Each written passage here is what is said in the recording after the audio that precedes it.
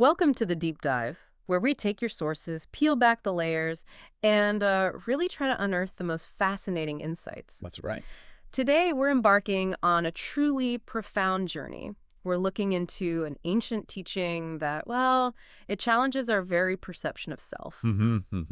Our sources for this deep dive are excerpts from a discourse on the 45 Satipatthana Sutta. This was originally delivered way back on October 3rd, 2497. Wow.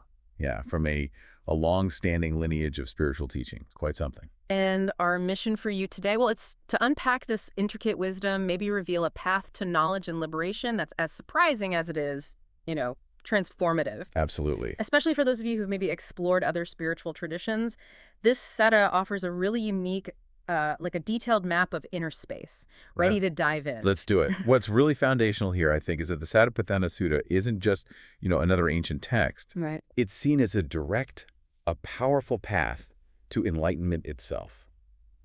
The source actually calls it a factor of enlightenment, or bodhipakkhiyatama. Bodhipakkhiyatama. Okay. Yeah, essentially it's like a blueprint for realizing profound liberation. Okay, a blueprint. And at its core, it lays out these 4 foundations of mindfulness, right? That's it. It seems to be about a very specific way of perceiving reality. Things like seeing body in body, seeing feelings in feelings. Seeing mind in mind, and seeing Dhamma in Dhamma. Right, and Dhamma here referring to truths, principles. Yeah, universal truths or principles. That's a good way to put it. Okay. But this is where the teaching takes a really critical turn, I think. How so? It explicitly states that seeing the word in Thai that's what's required.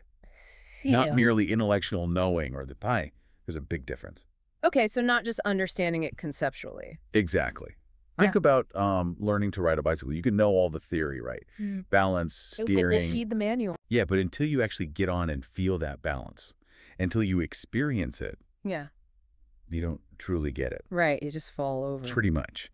So this ancient teaching, it demands that same kind of direct, lived perception, not just head knowledge.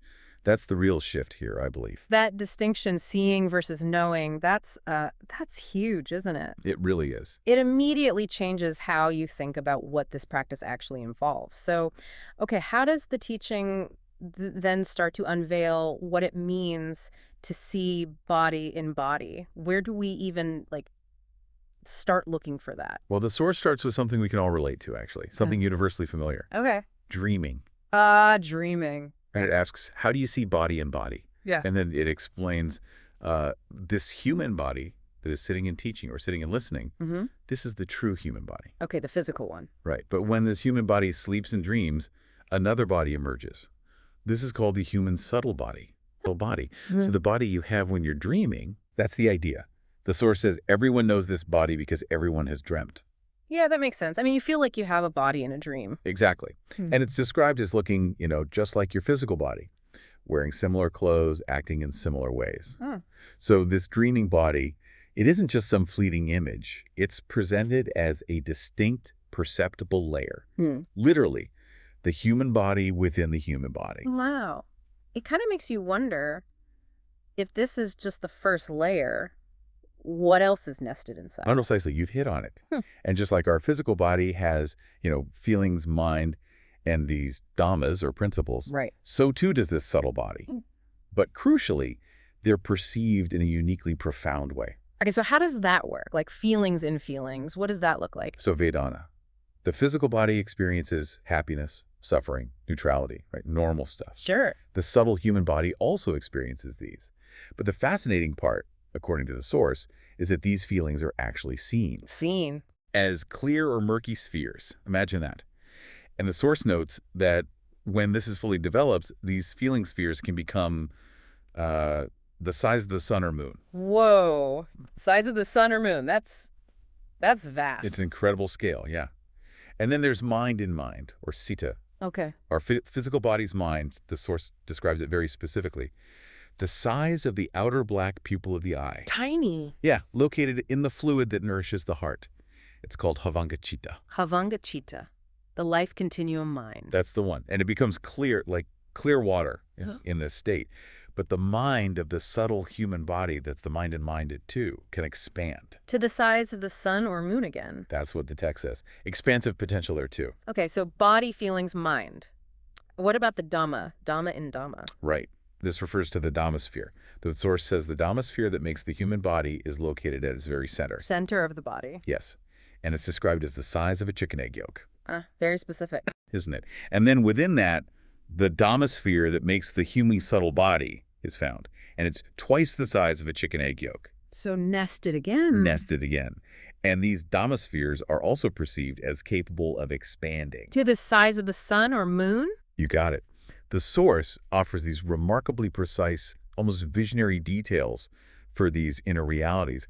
These are the kinds of visualizations practitioners are apparently guided to perceive directly.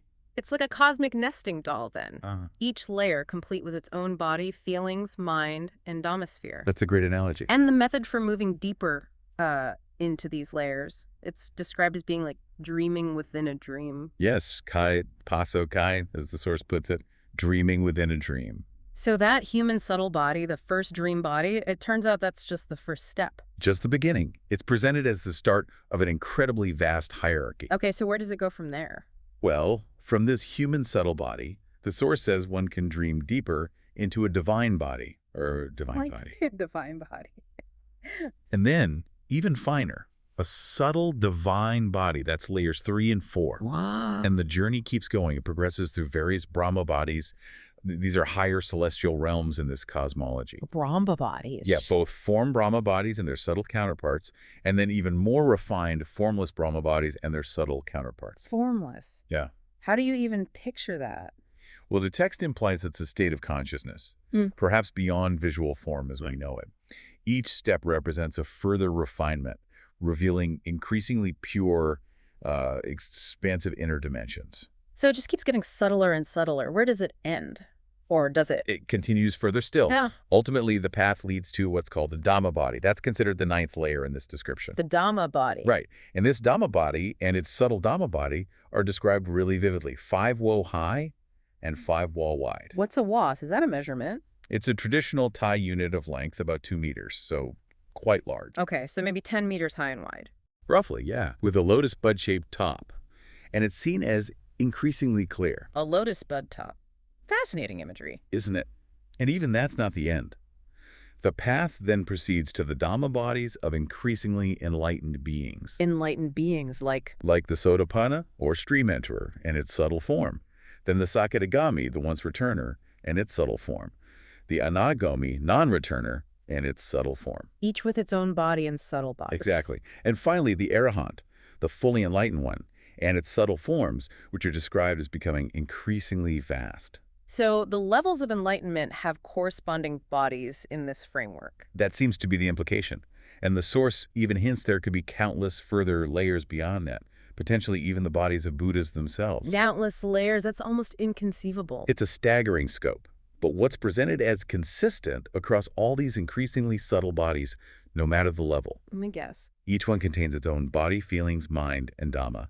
Of course. Yeah. And they get purer and more expansive as you go deeper. That's what the source indicates. Yeah. Pure, clearer, more expansive. That's just an astonishing vision of inner experience. It's not just like a collection of different bodies, but each body is a complete nested universe within itself. The universe within, yeah. But I mean, this sounds like it requires immense dedication, incredible focus. How do you even access these layers? And, what's the big obstacle? What stops people? Well, the path demands what the source calls ardent effort. The Pali word is api. Ardent effort, okay. And it's described pretty intensely as courage, never giving up or retreating, even to the point of being as if for life or death. Whoa, life or death effort. Yeah. The instruction is powerful.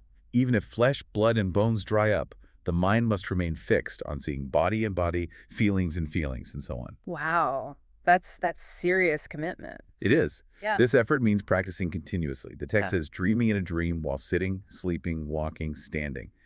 Even during, basic bodily functions. Yeah. Constant mindfulness. That level of dedication is, truly awe-inspiring. It makes my morning meditation seem pretty casual. Huh. Well, it's presented as a very high bar. It certainly makes you reevaluate what effort really means, doesn't it? Even in our own lives. It does. And on top of that intense effort, you need constant awareness and mindfulness. Sampajano and Satima. Right. Awareness and mindfulness. The Source actually warns that if you're negligent, especially when you first start perceiving these subtle states, they will disappear. Poof, gone. So the focus has to be absolutely unwavering, no distraction. Unwavering. Constantly fixed on body in body, feelings in feelings, mind in mind, Dhamma in Dhamma. Okay, intense effort, unwavering focus. But you mentioned an obstacle. What's the grand obstacle? This brings us to something really crucial. The teaching explicitly states you must destroy desire, covetousness, and aversion, sorrow, disappointment in the world. Desire and aversion. Yeah. Abhishadomanas. That's the term, yes. Covetousness and sorrow, or liking and disliking, wanting and not wanting. Why is that the critical obstacle? Because, the Source explains, if feelings of, say, intense joy or intense sorrow creep in while you're in that dreaming within a dream state, the process stops. You get pulled out, you wake up, basically, and return to the grosser state you were in before. So those strong emotions, positive or negative, they break the concentration needed to stay in those subtle realms. Exactly. They disrupt the delicate balance needed for that deep inner seeing. So this Mara figure often mentioned in Buddhism, it isn't just like a metaphor for negative thoughts here. The Source sounds like it's describing a real force. It's described as a very real, pervasive force that, in effect, enslaves us. That's the language used. Enslaves us. How does that actually manifest in our everyday lives? Why is overcoming it so critical, according to this teaching? Well, it's that inner momentum, isn't it? Of desire wanting this, needing that, and aversion pushing away what we don't like, fearing loss. It's constantly pulling us away from clarity, from stillness, from any kind of deeper perception. Right. It keeps us agitated. It really does. It acts like a kind of spiritual gravity, maybe. Keeping us trapped in the cycle of suffering and limiting any potential for deeper inner exploration. Okay. And the Source emphasizes these aren't just, hindrances for monks meditating. They're called evil Mara forces that cause immense suffering in everyday life for everyone. How so? Leading to distress, anxiety, even physical decline. The text mentions things like looking grim or becoming thin from worry and discontent, and even potentially self-harm in extreme cases. These forces, desire and aversion, according to the Source, they literally kill all bodies. Kill all bodies. What does that mean? It seems to mean they obstruct the potential of every level of being, from the gross physical body right up to those subtle arahant bodies we talked about. They prevent realization at every level. Wow. That's a strong statement. It is. So the core instruction that comes out of this is, always be mindful and prevent joy and sorrow from entering the mind.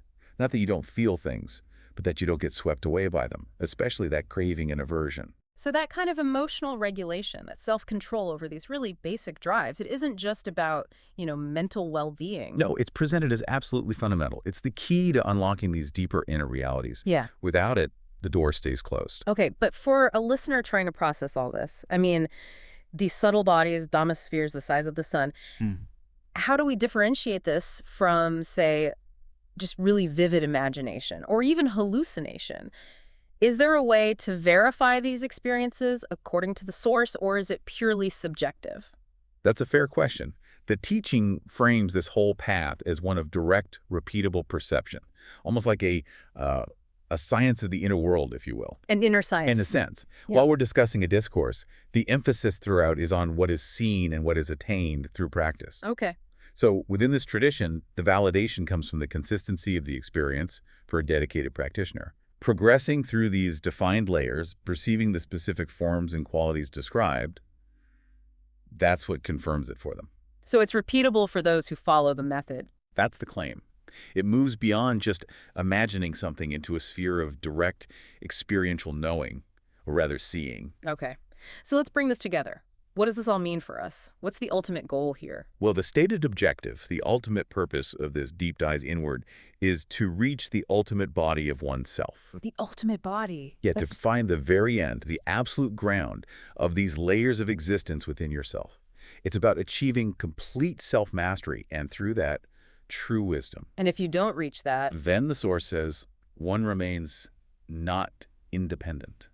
not fully sovereign within oneself, and therefore not fully wise. Meaning? Effectively, you remain a servant or slave to Mara, to those forces of desire and aversion. Ah, back to Mara. Right. Mara is depicted as this force that forces one to be a servant or slave, constantly pushing and pulling us. And that leads to? According to the text, it leads to negative actions, unskillful choices, poverty, both material and spiritual, and really all forms of suffering and deprivation. Yeah. It keeps us bound. It's really compelling that the speaker in the discourse, the one delivering this teaching, they state they've been practicing this method for 23 years. 23 years, yes. And still haven't reached the absolute end of these subtle bodies within themselves. It puts it in perspective, doesn't it? It really does. And it even raises this pretty provocative point that it's actually unknown if any Buddhas or arahants have truly reached the absolute end of their own bodies. Yeah, that's a mind bender. Suggests the depth might be truly infinite, or at least beyond definitive mapping. That's a profound thought. Even the most enlightened beings might still be on a perpetual journey of self-discovery within these layers. It reframes enlightenment perhaps less as a final destination and more as an ongoing deepening. So this teaching, it's presented as something incredibly fundamental, the true religion, a profound matter, the true refuge for sentient beings. Yes, and originating from those who truly know, truly see, truly attain. The emphasis is always on that direct experience. And the path itself, how is it walked? You mentioned walking within the center. Right.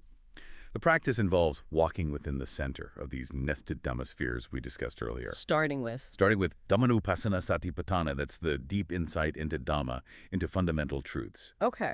And then progressing through the spheres associated with core Buddhist principles, the sphere of precepts or moral discipline, the sphere of focused concentration, kaṇḍa, profound wisdom, true liberation, and finally the sphere of liberating insight knowledge. It's a progression through stages of purification and understanding. And this journey is described as empty within empty. Yes, empty within empty, cause empty within cause empty. It sounds like it's about seeing through the layers of constructed reality, getting to the fundamental nature of things. Leading to the ultimate cause, which has no remainder, no further conditioning. Precisely. That's described as the path taken by the Buddhas and the arahants, a path of profound deconstruction and realization. Wow, okay. This deep dive into the Satipatthana Sutta, it really reveals a path of incredibly rigorous inner exploration, doesn't it? It really does.